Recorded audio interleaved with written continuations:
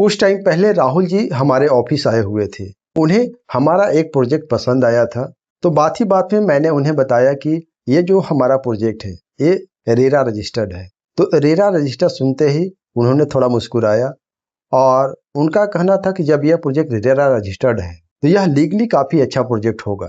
तो मैंने उन्हें बोला कि सर, रेरा रजिस्टर्ड प्रोजेक्ट होना अच्छी बात है, लेकिन क्या आपने कभी रेरा सर्टिफिकेट को पढ़ा है? तो उनका जवाब था नहीं। तो मैंने कहा कि चलिए साथ में एक रेरा सर्टिफिकेट को पढ़ते हैं, और उसमें काफ़ी सारे इंफॉर्मेशंस के अलावा एक इंफॉर्मेशन ऐसा है जिसको बायर्स कभी पढ़ते ही नहीं है। जब राहुल जी के साथ हम रेरा सर्टिफिकेट को पढ़े, जो अंतिम बात थी जिसको बायर्स कभी पढ़ते ही नहीं है, उस चीज को पढ़कर वो चौंक गए।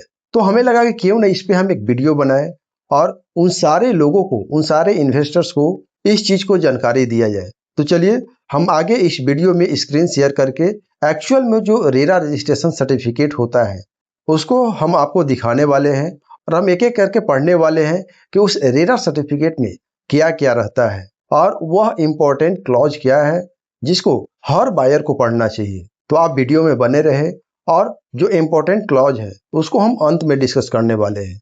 आप देख सकते हैं कि यही वह रेरा सर्टिफिकेट है जिसे रेरा के द्वारा किसी भी बिल्डर को प्रोजेक्ट शुरू करने के लिए, बिहार रेरा द्वारा किसी भी प्रोजेक्ट को शुरू करने के लिए दिया जाता है। इसमें हम समझने वाले हैं कि इस रेरा सर्टिफिकेट में क्या क्या चीज मेंशन होता है। सबसे पहले आप देख सकते हैं कि ये यहाँ पे प्रोजेक्ट रजिस्ट्रेशन नंबर है। सबसे पहले यहाँ पे प्रोजेक्ट रजिस्ट्रेशन नंबर दिया गया है। बिहार रेरा के द्वारा किसी भी प्रोजेक्ट को शुरू करने के लिए एक रजिस्ट्रेशन नंबर दिया जाता है।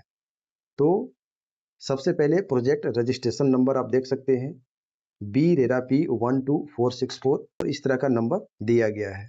सेकेंड में आप देखेंगे कि प्रोजेक्ट नेम है, किस नेम से उस प्रोजेक्ट को बनाया जा रहा है उसके बारे में यहाँ दिया गया है कि सात्विका गैलेक्सी आप देख सकते हैं, और इस सात्विका गैलेक्सी में कुल कितने टावर हैं, कितने फ्लैट्स हैं, इसके बारे में भी डिटेल से दिया गया है।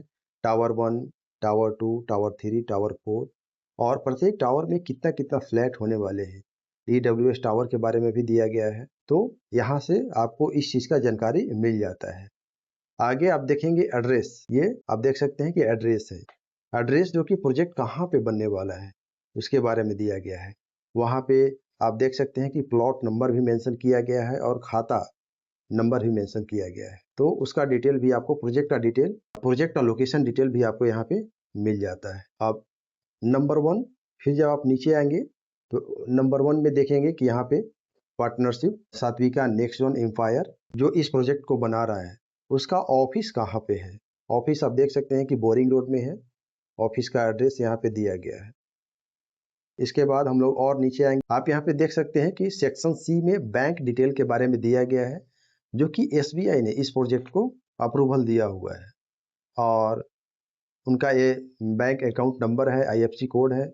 जब भी आप इस प्रोजेक्ट में फ्लैट लेने जाएंगे तो जो भी प्रोजेक्ट से रिलेटेड आप ट्रांजैक्शन करेंगे इसी बैंक अकाउंट में आपको करना होता है। और फिर सेक्शन डी में आप देखें, फिर आप सेक्शन थोड़ा और नीचे आएंगे तो आप सेक्शन डी देखेंगे। सेक्शन सी में दिया हुआ रहता है कि इस प्रोजेक्ट को कितने सालों में बनाया जाएगा। तो आप यहाँ पे क्लियरली देख सकते हैं कि 4 ईयर 4 मंथ, यानी कि इस प्रोजेक्ट को अगस्त 2028 तक अप्रूव किया गया है, कि यानी कि इस प्रोजेक्ट को अगस्त 2028 तक पूरा कर देना है। इसका स्टार्टिंग डेट भी दिया हुआ है।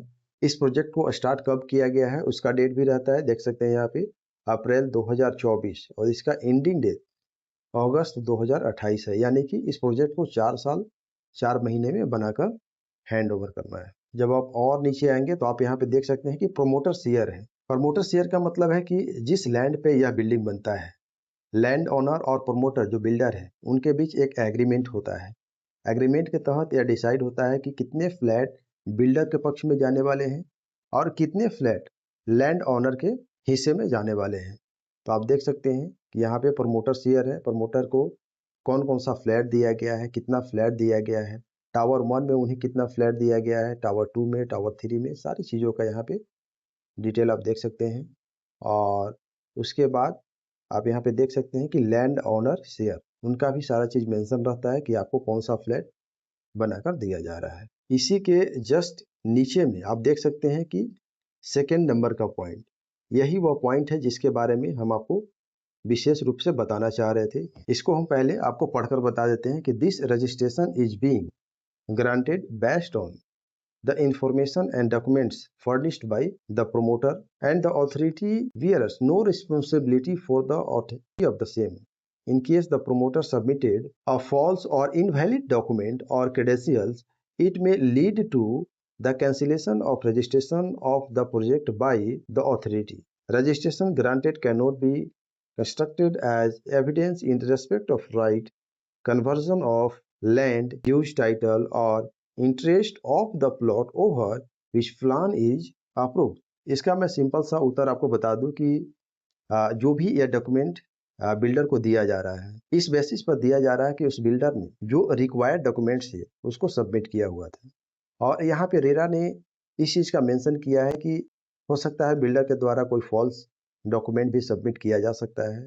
तो इस केस में यदि ऐसा होता है तो आगे चलकर ये तो रेरा सर्टिफिकेट दिया गया है, इसको कैंसिल भी किया जा सकता है। इसलिए रेरा यहाँ पे इंडिकेट यह कर रहा है यदि आप फ्लैट खरीद रहे हैं तो आपको इस चीज़ का ध्यान रखना होता है।